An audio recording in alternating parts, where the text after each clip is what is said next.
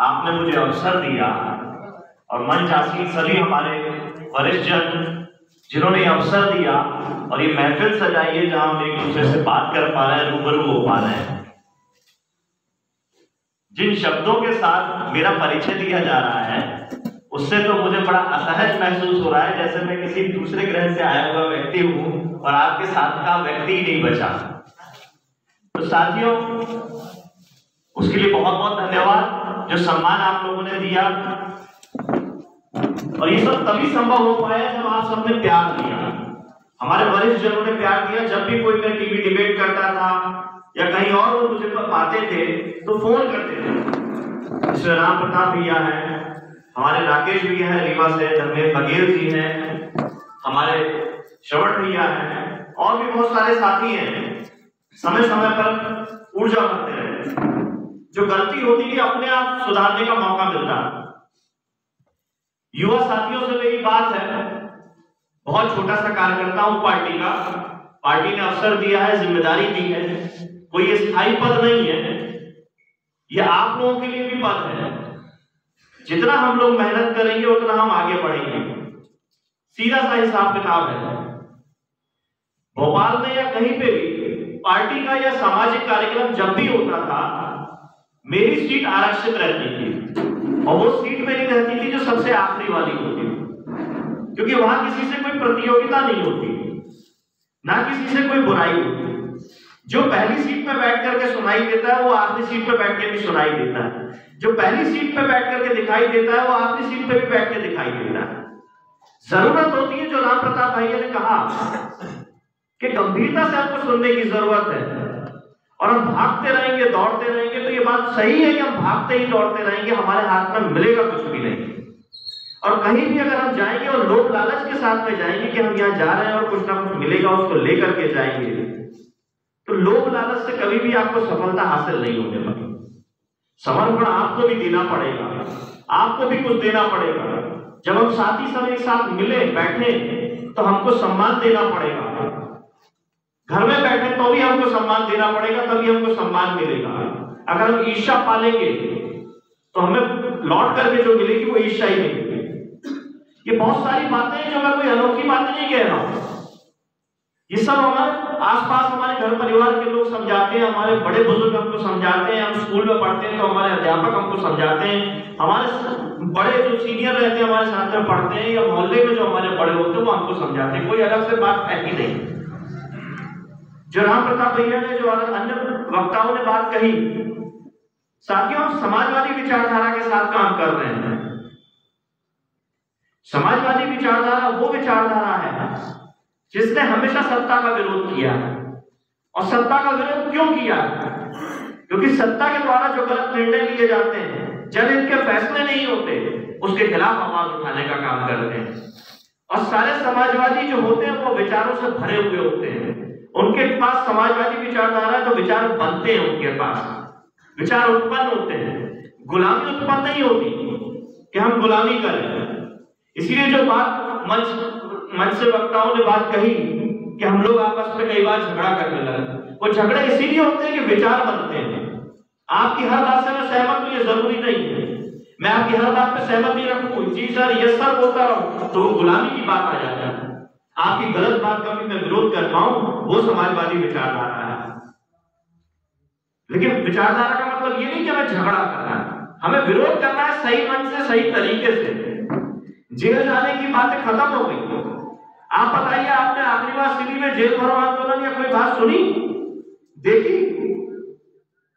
वो इसीलिए नहीं देखी क्योंकि लंबे समय से सरकार जिनकी है, कांग्रेस पार्टी, भारतीय जनता पार्टी, दोनों की विचारधारा केवल एक ही है, भ्रष्टाचार कैसे बढ़ा करके पैसों का लेन देन करके काम खत्म कर लिया जाए। आपके हक अधिकार के लिए भी कोई आवाज उठाने वाला नहीं है। ये भाजपा कांग्रेस के अंदर की विचारधारा है। और इसीलिए आप देखेंगे कि आपका सही काम के लिए भी, आपका सही काम है उसके लिए भी आपको पैसे देने पड़ेंगे। ये माहौल बना दिया है भारतीय जनता पार्टी की सरकार ने और कांग्रेस पार्टी की सरकार ने। आज हम सीधी के अंदर बैठे, कल मैं सत्ता में था, परसों रीवा में था। रीवा सिटी में ये जानने को मिला कि बेहतर इलाज की अगर जरूरत होती है तो प्रदेश में इलाज ही नहीं मिलता। हम आश्रित हैं प्रदेश के बाहर दूसरे प्रदेशों में अच्छी स्वास्थ्य व्यवस्था के लिए, और दावे हो रहे हैं आत्मनिर्भर मध्य प्रदेश बनाने के, आत्मनिर्भर भारत बनाने के।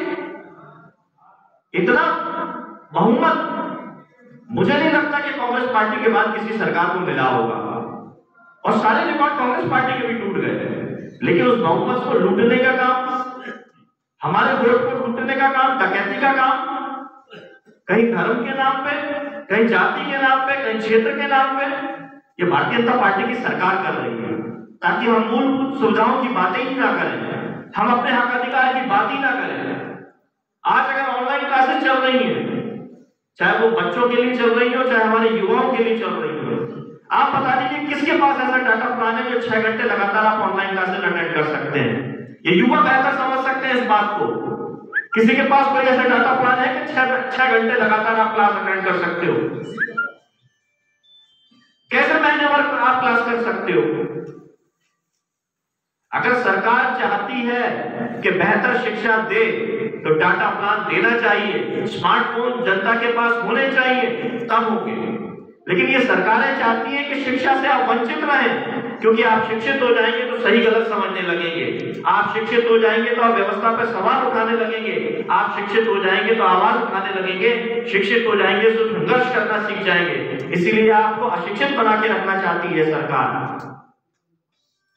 बात बार बार हो रही है कोविड के प्रोटोकॉल की, परमिशन देने की। अरे हमें हमारी आवाज उठाने के लिए, अपनी बात रखने के लिए परमिशन लेनी पड़ेगी। ये बड़े बड़े अधिकारी जो तनख्वाहें लेते हैं, हमारे से टैक्स काटा जाता है। टैक्स अकेला इनकम टैक्स नहीं होता जो बड़े बड़े उद्योगपति देते हैं, बहुत सारे टैक्स होते हैं। हम एक छोटी सी साबुन की टिकिया भी खरीदते हैं तो उस पर हमारे टैक्स की भागीदारी होती है। इस देश को बनाने की जिम्मेदारी होती है हमारी। कंगा खरीदते हैं, तेल खरीदते हैं, कुछ और खरीदते हैं, हर चीज में हम टैक्स देते हैं, जिसका सीधे तौर पर सरकार के पास पैसा इकट्ठा होता है, और वही पैसा सबसे ज्यादा है। इनकम टैक्स से तो मुश्किल से 10 या 12% पैसा इकट्ठा होता है जो सरकार का कुल बजट होता है। मुख्य पैसा तो हम लोग देते हैं, और खर्चा होता है हमारे ऊपर? नहीं होता हमारे ऊपर खर्चा, सारा पैसा लूट लिया जाता है। आज बड़े बड़े आयोजन करके सरकारी व्यवस्था के प्रचार प्रसार में काम हो रहा है, लेकिन मूल व्यवस्था में बात नहीं हो रही। क्यों नहीं हो रही? क्योंकि हम बात नहीं करना चाहते, हम बात सुनना भी नहीं चाहते, हम बात रखना भी नहीं चाहते। थाने में जाते हैं, हमारी रिपोर्ट नहीं लिखी जाती। नियम क्या बोलता है कि आपको जाना है थाने में तो सबसे पहले FIR होनी है, पर नियम मानता है कोई? सबसे पहले वही थाने में बैठे हुए जो हमको नियम के नाम पे डरा रहे हैं, सबसे पहले नियम तोड़ने का काम वही करते हैं। क्यों जाते ही सबसे पहले FIR नहीं होती, जिसका नाम है फर्स्ट इंफॉर्मेशन रिपोर्ट, कि जाते ही सबसे पहले जो आप रिपोर्ट दे रहे हो उस पर दर्ज होनी चाहिए, बाद में उसकी जांच होनी चाहिए। लेकिन नहीं करेंगे, क्योंकि अगर थाने में रिपोर्ट होगी तो आंकड़ों में आएगी, आंकड़ों में आएगी तो ऊपर बैठे हुए लोगों पर प्रश्न चिन्ह लग जाएगा, यानी कि काम नहीं हो रहा है। ऐसा राम प्रताप भैया ने बात की कि पहले किसी की भी लड़की उठा लीजिए, कोई रिपोर्ट लिखने वाला नहीं था। आज हमें संविधान ने अधिकार दे दिया तो हम बड़ी बड़ी बातें तो कर पा रहे हैं, लेकिन संविधान का पालन हम भी नहीं कर पा रहे, ना हम करवा पा रहे हैं।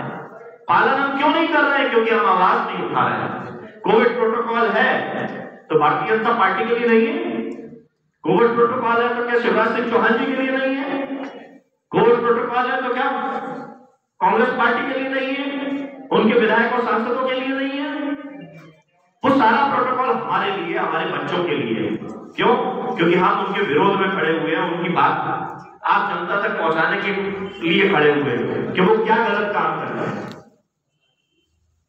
साथियों, समाजवादी पार्टी के माध्यम से मुझे बड़ा अवसर मिला कि टीवी में, अखबार में अपनी बात रखने का मौका मिलता है, समाजवादी पार्टी की बात रखने का मौका मिलता है, और बेहतर तरीके से मैं रख पाता हूं। ये आपकी प्रतिक्रिया से पता चलता है, और आपकी प्रतिक्रिया से मुझे पता चलता है कि मैं बेहतर तरीके से रखता हूं तो और ऊर्जा मिलती है। और अब जब मुझे जमीन पे काम करने का मौका मिल रहा है, युवजन सभा के प्रदेश अध्यक्ष के माध्यम से, युवाओं को जोड़ने के माध्यम से, तो मेरी कोशिश रहेगी कि आपकी प्रतिक्रिया मुझे लगातार मिलती रहे और मैं बेहतर काम कर सकूं, और समाजवादी विचारधारा के माध्यम से, जिसको संविधान में भी स्थान मिला हुआ है, उस विचारधारा के माध्यम से हम जनता की भलाई के लिए काम करें, देश की भलाई के लिए काम करें और लगातार हम काम करते रहेंगे। ये देश तोड़ने वाली जो विचारधारा है उसके खिलाफ हम लोग लड़ते रहेंगे।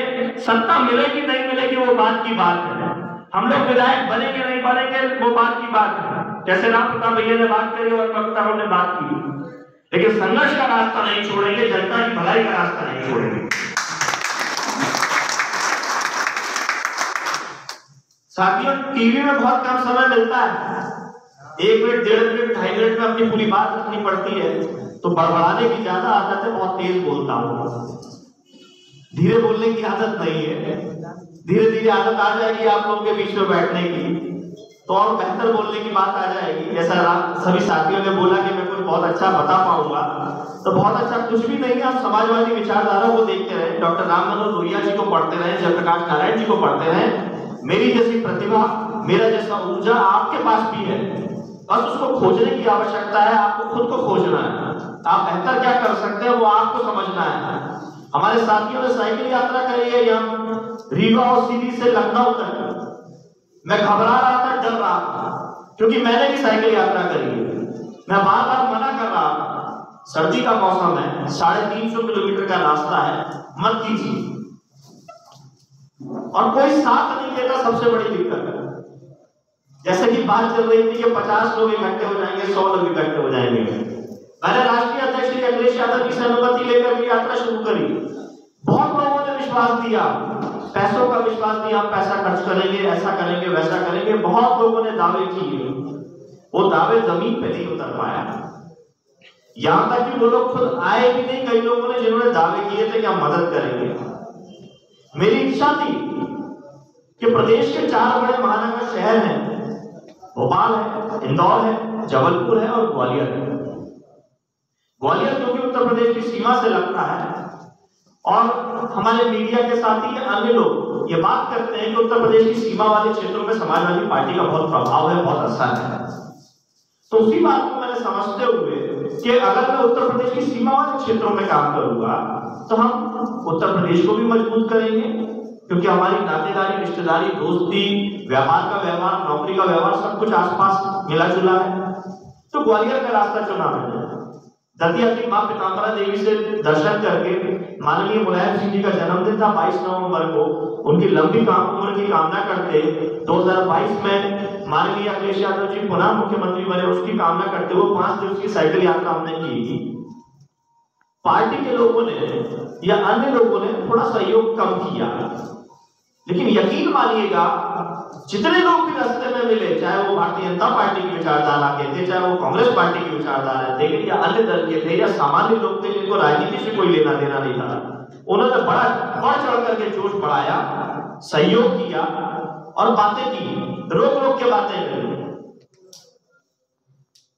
और बड़ा अच्छा लगा कि हाँ, हम जो काम करने जा रहे हैं बहुत अच्छा है, मनोबल बढ़ा।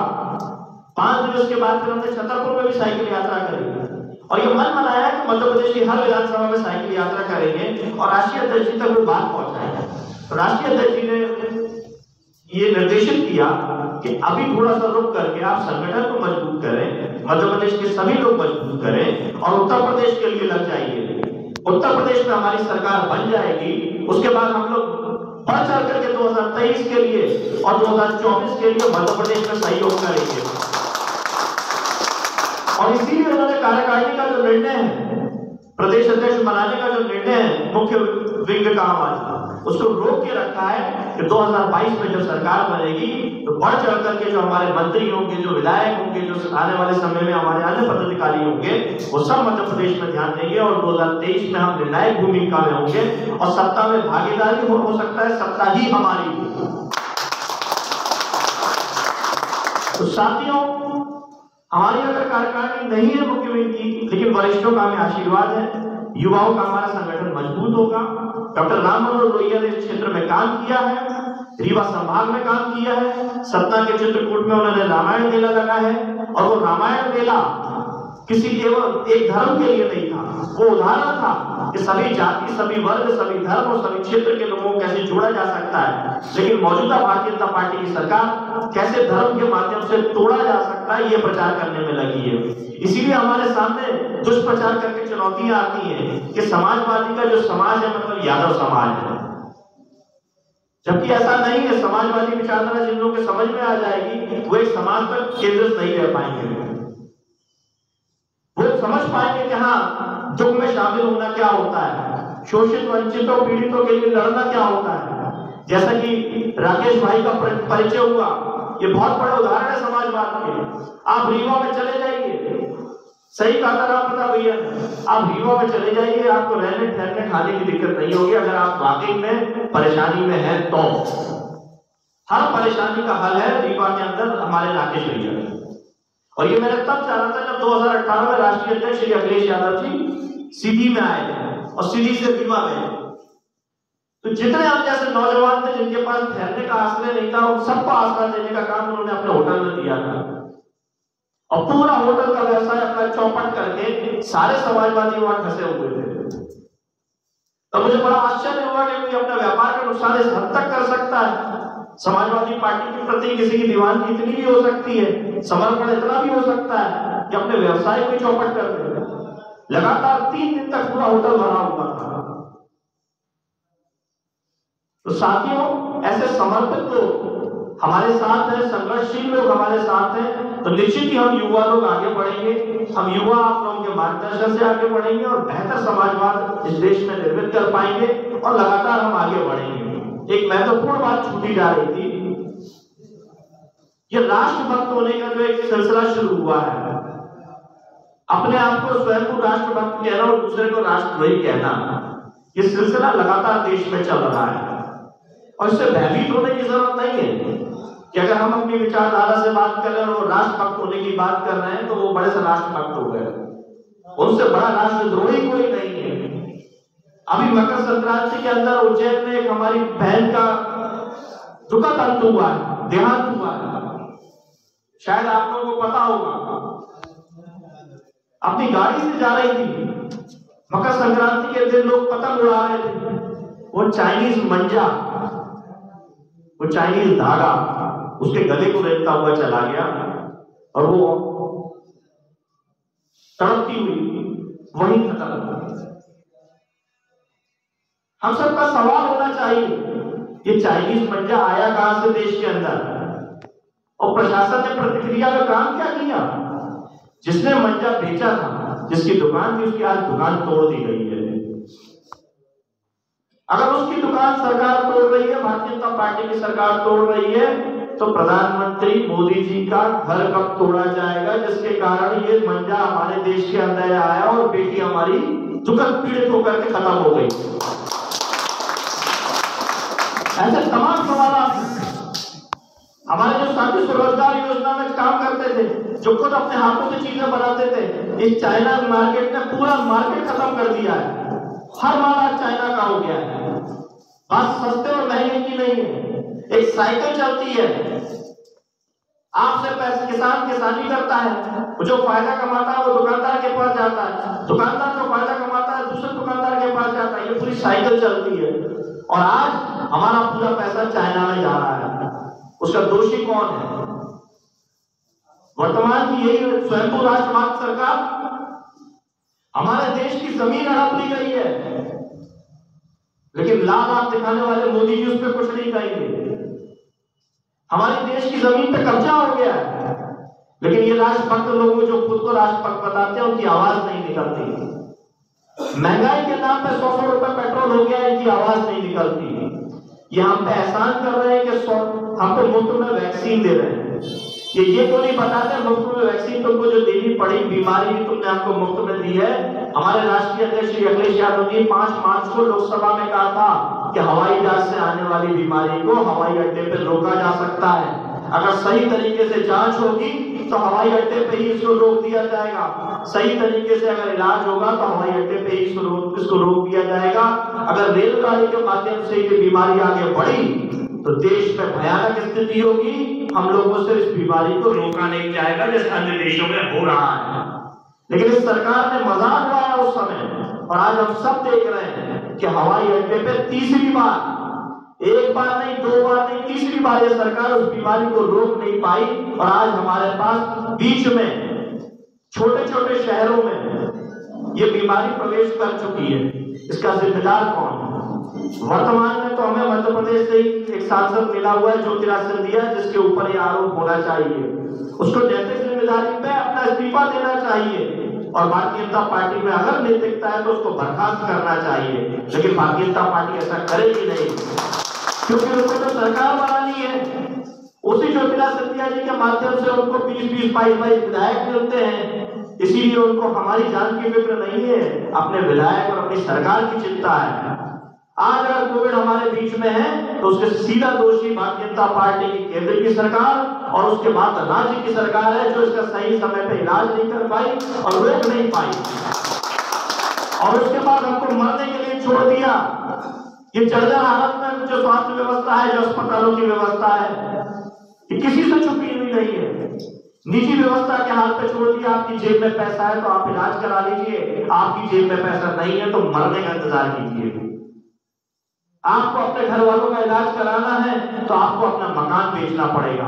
आपको अपने घर वालों का इलाज कराना है तो आपको अपने खेत खलिहान बेचने पड़ेंगे, आपकी अपनी जमा पूंजी खर्च करनी पड़ेगी। हमारी महिलाएं, माताएं जो अपनी पूंजी इकट्ठी करती हैं वो खर्च करनी पड़ेगी, तब आप बेहतर इलाज कर पाएंगे। और इन्होंने लूटने का काम किया हमारी महिलाओं के धन को, काला धन बोल बोल के हमारी महिलाओं के धन को लूट लिया इन्होंने।